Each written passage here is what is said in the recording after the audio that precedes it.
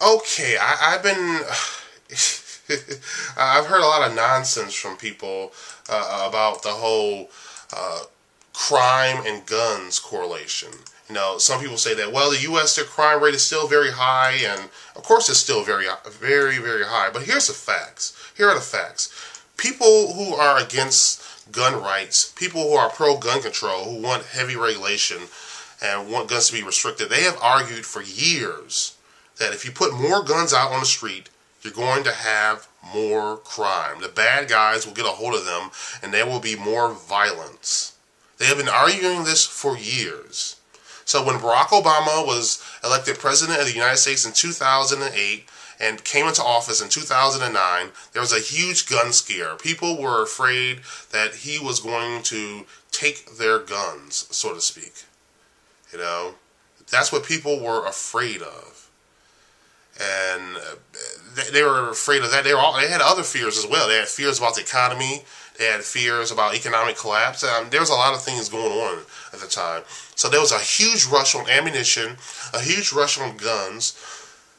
It was a record year. They sold so many guns and so much ammunition that they had huge shortages in ammunition. They sold 14 million guns. This is from a pretty good source. Based on actual checks they make when they actually buy a gun. 14 million guns. Record year. I don't think they've ever sold that many guns in 1 year. 14 million? No way. Meanwhile, crime dropped dramatically all across the country, according to the FBI stats. Now, are the FBI stats foolproof?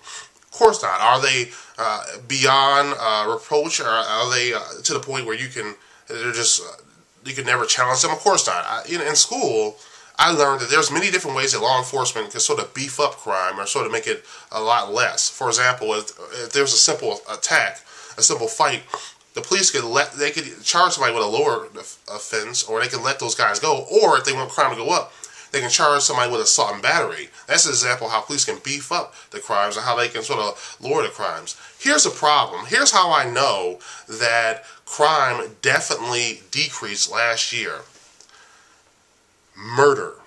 Now, somebody wrote, Martian74 wrote, criminologists did not put the declines down to increase gun sales.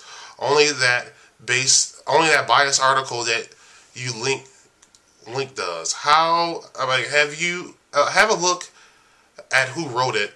Criminologists, experts put the decrease in those different crimes down to 1, better community policing, and 2, better technology. Well, that's bullshit. Okay. And the facts are pretty clear. Police departments in 2009 and 2010 have been dramatically decreasing in size. Haven't you heard about all these police departments cutting here, cutting there? I've been reporting about that every day, almost every day on DemCAD.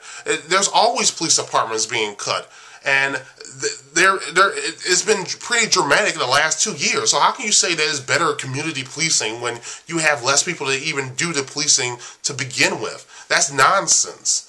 There's absolutely no facts to support what you're saying. We do know for a fact that the budgets in these law enforcement agencies have been cut dramatically in the last 2 years. So that's not a very good excuse. Plus, there's less cops, less money, and somehow there's better technology and better community policing based on what? That's ridiculous. Of course, a lot of criminologists aren't going to come out and say, well, you know, it's all these damn guns, you know. This argument that is community policing makes no sense. There's no money for that. There's no money. Community policing requires more money, okay? Better technology requires more money. They had significantly less money. It's pretty obvious. I can link plenty of articles that show you that police budgets have been cut, okay? Auto theft was down 17%, arson was down 10%, and neither of these are affected much by gun ownership. People steal cars, blah, blah, blah, blah. Here's a fact right here, okay? Violent crime, an estimate, this is from the FBI stats, so they collected info from across the country. An estimated 15,000 241 persons were murdered nationwide in 2009, which is a 7.3% decrease from 2008, from the 2008 estimate, a 9% decrease from 2005, and a 2.2% decrease from 2000. Decrease, decrease, decrease. You can play around with a lot of stats, but you can't play around with the murder stats. You can't make bodies disappear. If there's less bodies popping up, there's probably less people being murdered. Okay, this is the one area in school where I learned that it's very difficult for the police to really screw around with the numbers. A 7 or 9% decrease, a 7.3% year-to-year decrease is quite significant. Sure, crime is still very high, but we had a lot more guns on the streets, and now we know we had a lot less murders. Period. People say, well, maybe these are just the same people buying guns. I hear a lot of this stuff from pro-gun control people. It doesn't matter. The argument is that if there's more guns out there, then, you know, there's going to be more crime, there's going to be more murders. That's not true. And now we know it's not true.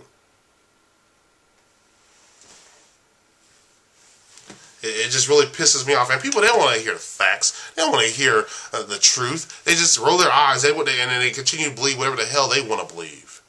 It's stupidity. You know, I had to consider the fact that maybe I was wrong about my assumption that higher unemployment meant higher crime.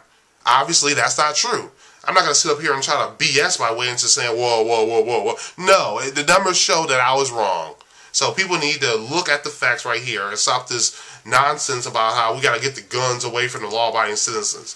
No, when you get the guns in the hands of the law-abiding citizens, they're able to defend themselves, and crime often goes down. Well, it did go down. So what am I saying? You know, it just really pisses me off, for crying out loud, you know? And by the way, there was a lot of new people buying guns. I wasn't a gun owner until recently. I'm a new gun owner. I didn't shoot a gun in my entire life. I think my first gun was bought in 2009.